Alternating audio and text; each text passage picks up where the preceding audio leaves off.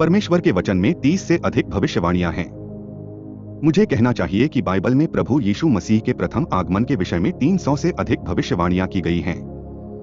300 से अधिक भविष्यवाणियां। मैं चाहता हूं कि आप उनमें से 8 को देखें और सोचें। मेरे साथ 1 मिनट के लिए इस पर विचार करें। मीका की पुस्तक अध्याय संख्या 5 श्लोक संख्या 2। परंतु हे बेतलेहम एफ्राता, तू यद्यपि तू ऐसा छोटा है कि यहूदा के हजारों में गिना नहीं जाता, तो भी तुझ में से मेरे लिए एक पुरुष निकलेगा जो इस्राएल में प्रधान होगा, और उसका निकलना प्राचीन काल से वरन अनादि काल से होगा। अब ध्यान दें कि यह वही मार्ग है। वैसे मत्ती अध्याय संख्या 2 में जब यीशु का जन्म होता है और बुद्धिमान पुरुष आते हैं और वे जानना चाहते हैं कि वह यहूदियों का यह जन्मा हुआ राजा कहाँ है। यह वह परिच्छेद है जिसका प्रयोग यह कहने के लिए किया जाता है कि उनका जन्म बेथलेहम में हुआ था। अब मैं आपसे एक प्रश्न पूछना चाहता हूँ।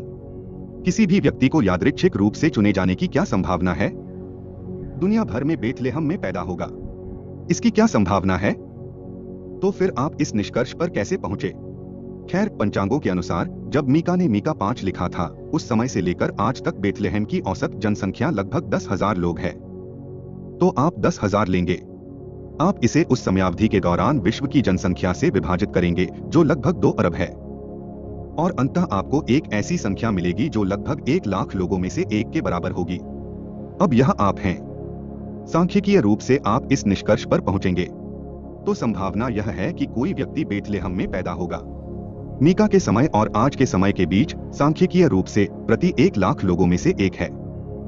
मैं बस इतना कहना चाहता हूं कि आप इनमें से कुछ भविष्यवाणियों पर नजर डालें और एक क्षण के लिए सांख्यिकीय रूप से इनके बारे में बात करें।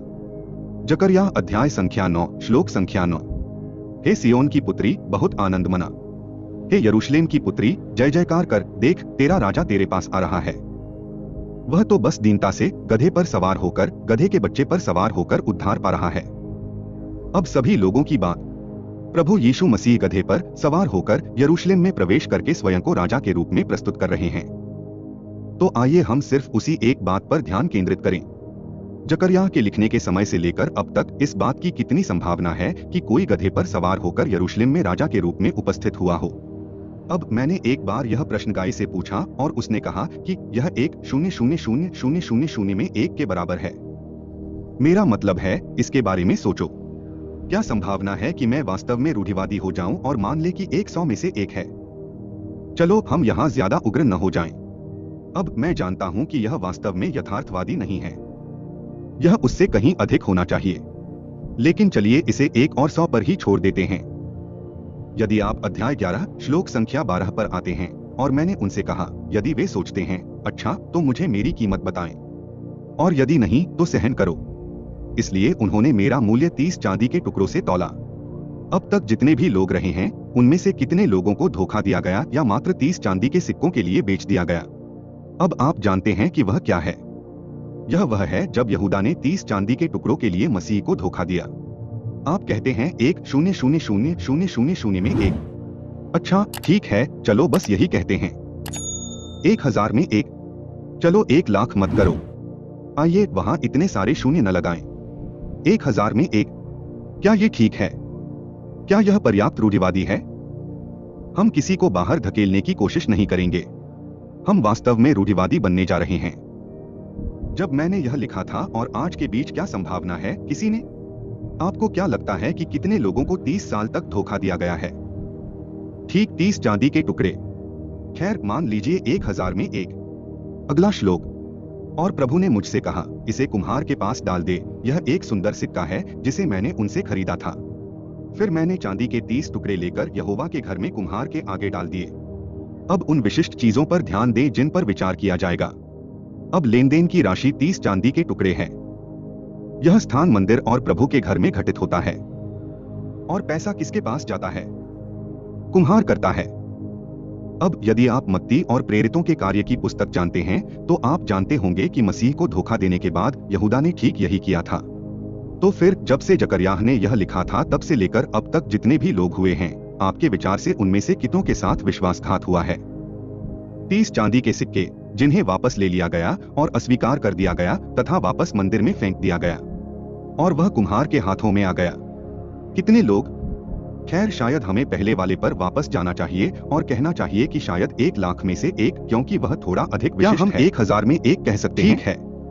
क्या यह चिंता का विषय होगा? हम आपके लिए पर्याप्त मेरा मतलब है आप शायद किसी को नहीं जानते होंगे। आप चाहें तो मेरे साथ उन जगरियाब लोगों को नहीं जानते होंगे जो पिछले 2000 वर्षों में जगा रहे हैं। प्रभु तेरे हाथों में क्या घाव है? चलिए हम मान लेते हैं कि 1000 में से बातों का उत्तर दोगे जिनसे वास्तव में एक रूढ़िवादी अनुमान है। अब क्या आपको लगता है कि जकरिया के समय से गलत दिशा में ले जाने की कोशिश नहीं कर रहे, घर में घायल हुए हैं? ठीक है, चलो मेरा मतलब प्रयास करते हैं। आप में से कितने लोग कहना चाहते हैं हम यशायाह 53 पर वापस जाएं? मैं बस ले रहा हूँ। 8 भविष्यवाणियां।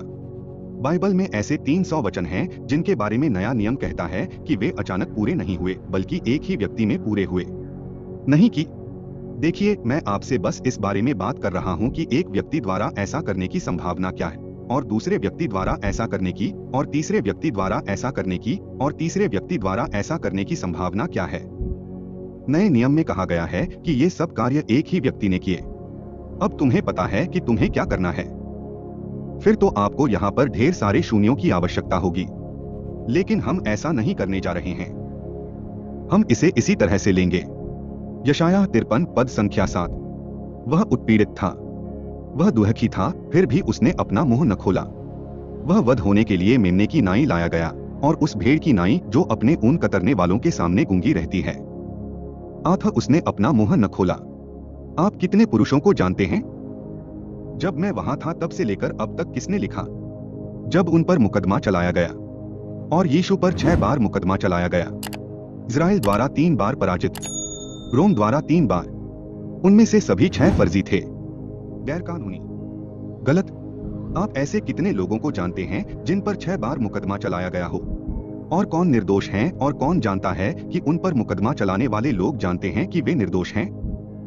पिलातुस ने कहा, मैं इस मनुष्य में कोई दोष नहीं पाता। आप ऐसे कितने लोगों को जानते हैं जो मुकदमे के दौरान यह जानते हुए भी कि वे निर्दोष हैं, अदालत जाते हैं? कोई बचाव न करें। क्या आपने कभी किसी को ऐसा बोलते नहीं सुना है, सिवाय उस श्लोक के? तो आप कितने लोगों को जानते हैं वह ऐसा करते हैं? खैर, मान लीजिए पिछले 2000 वर्षों में 1000 में से 1। अब यह सचमुच उदारतापूर्ण है, लेकिन हम यहां उदार होना चाहते हैं। श्लोक संख्या 9 को देखिए। उसने अपनी कब्र दुष्टों के साथ बनाई और अपनी मृत्यु में धनवानों के साथ बनाई। अब आप कितने लोगों को जानते हैं जो दोनों पक्षों के दुष्ट चोर के बीच मरे लेकिन अमीरों के साथ दफनाए गए? आपके विचार से कितने लोग? और सब जब से यशायाह ने लिखा था तब से लेकर अब तक कब्र बना दिया। हम दुष्टों के साथ मरे परंतु उनकी कब्र धनवानों के साथ बनी। मैं बार बार 1 और 1000 कहूंगा। हम बहुत रूढ़िवादी हैं। मेरे साथ भजन अध्याय 22 पर आइए। और मैं तुम्हें एक और देना चाहता हूं। भजन 22। और यह मेरे लिए सचमुच दिलचस्प बात है। भजन 22 पूरा अध्याय प्रथम पुरुष में लिखा गया है, लेकिन जब आप श्लोक संख्या 6 के 16 पर आते हैं तो वह कहते हैं, क्योंकि कुत्तों ने मुझे घेर लिया है, दुष्टों की मंडली ने मुझे घेर लिया है, उन्होंने मेरे हाथ और पैर छेद दिए। अब लेखक डेविड है और वह इसे प्रथम पुरुष में लिखवा रहा है। इसके बारे में दिलचस्प बात यह है कि हाथ और पैर छेदने वाली क्रूस की प्रथा का आविष्कार नहीं हुआ था और इसका इतिहास में 90 ईसा पूर्व तक उल्लेख नहीं मिलता, जब फारसियों ने किसी को क्रूस पर चढ़ाने वाले पहले लोग थे। रोमनों ने इसे ले लिया और फिर इसे पूरी दुनिया में फैला दिया। यह एक वास्तविक भविष्यवाणी है। तो फिर चर्च के इतिहास में आप कितने लोगों को जानते हैं जिन्हें क्रूस पर चढ़ाया गया? खैर, मान लीजिए कि यह 10,000 में से 1 है, क्योंकि यह वास्तव में फांसी देने का कोई लोकप्रिय तरीका नहीं है। अब आइए इसके बारे में 1 मिनट बात करें। यहाँ संभावनाएं हैं कि इनमें से प्रत्येक के लिए एक व्यक्ति एक विशेष व्यक्ति को सभी काम करते हुए एक साथ नहीं जोड़ सकता है। बस संभावना यही है कि इनमें से एक भविष्यवाणी पूरी हो सकती है। वहाँ 8 अलग अलग हैं। जिस तरह से आप निर्धारित करते हैं कि यौगिक संभावना क्या है, यौगिक विश्लेषण में आप उन सभी को एक साथ गुणा करते हैं। दूसरे शब्दों में, जब आप समग्र विश्लेषण प्राप्त करना चाहते हैं तो आपको गुणा करना होगा। यदि हमें 100 लोगों का एक कमरा मिले जिसमें 50 पुरुष हों, 50 महिलाएं हों, तो यादृच्छिक रूप से एक व्यक्ति को चुनने की क्या संभावना है और वह पुरुष हो? 1 में 2। यदि आपके पास 50 लोग हैं, यानी 100 लोगों का एक समूह, उनमें से 50 बाएं हाथ के हैं और 50 दाएं हाथ के हैं। यादृच्छिक रूप से एक व्यक्ति को चुनने की संभावना क्या है और वह दाएं हाथ का हो? 1 और 2, 50-50। लेकिन एक व्यक्ति को चुनने की संभावना क्या है? क्या आप एक ऐसे आदमी को चुनेंगे जो बाएं हाथ का है? खैर, यह 1 और 2 नहीं है, यह 1 और 4 है। आप इन्हें आपस में गुणा करें और आपको 1 और 4 प्राप्त होंगे, 25%। इस प्रकार आपको यौगिक विश्लेषण प्राप्त होता है। अतः जब आप यह सब जोड़ते हैं तो आपको 10 का 28वां घात प्राप्त होता है। 1 2 3 4 5 6 7 8 9 10 11 12 13 14 15 16 17 18 19 20 21 22 23 24 25 26 27 28। 10 के बाद 0 10 से 28 तक। शक्ति, यही संभावना है कि ऐसा हो सकता है। अब यह 8 के साथ है। यदि आपके पास 8 के बजाय 16 होते, यह 10 हो जाता है, 45वीं घात तक। यदि आपके पास 48 हो तो यह 10 की 157वीं घात में बदल जाता है। अब इन संख्याओं के बारे में दिलचस्प बात यह है कि यह सांख्यिकीय संभाव्यता पर पाठ्य पुस्तकों के अनुसार है। मैं आपको भौतिकी के क्षेत्र से एक उदाहरण पढ़ूंगा। अत्यंत दुर्लभ घटनाओं का अक्सर टकराव होता रहता है। यही तो है। आमतौर पर यह माना जाता है कि 10वीं से 50वीं घात से छोटी कोई भी संभावना स्पष्ट रूप से बेतुकी बात है। इस प्रकार इसे इस प्रकार परिभाषित किया गया है। दूसरे शब्दों में, यीशु मसीह के व्यक्तित्व में इन मसीहाई भविष्यवाणियों की पूर्ति को आकस्मिक घटनाओं के रूप में मानना और मानना गणितीय सांख्यिकी विज्ञान के अनुसार संभाव्यता एक बेतुकी बात है।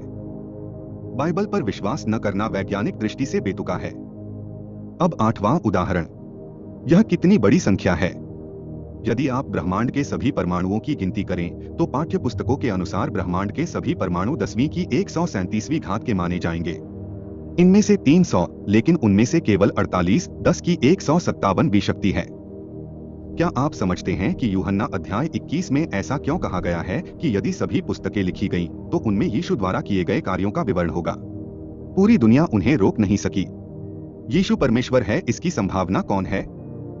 बाइबल कहती है कि बाइबल सही है और यीशु वही है जो उसने कहा है। यह एक बहुत बड़ी संभावना है। ब्रह्मांड के सभी परमाणु मिलकर भी इसे धारण नहीं कर सकते। 2000 वर्षों की अवधि में 40 लेखकों द्वारा लिखी गई 66 पुस्तकें, जिनमें एक ही संदेश है।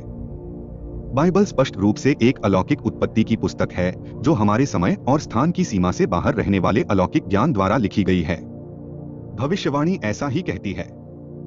यीशु ने कहा, मैंने ऐसा इसलिए किया ताकि जब तुम इसे देखो तो मुझ पर विश्वास करो, और यह विश्वास करना कि तुम्हारे पास जीवन होगा, क्योंकि यही मैं तुम्हें देने आया हूँ, सदासदा के लिए जीवन है।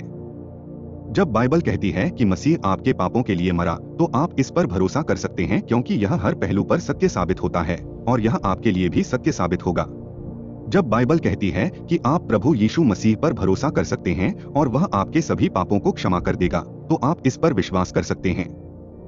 आप उसका जीवन एक उपहार के रूप में प्राप्त कर सकते हैं, क्योंकि यह सत्य है।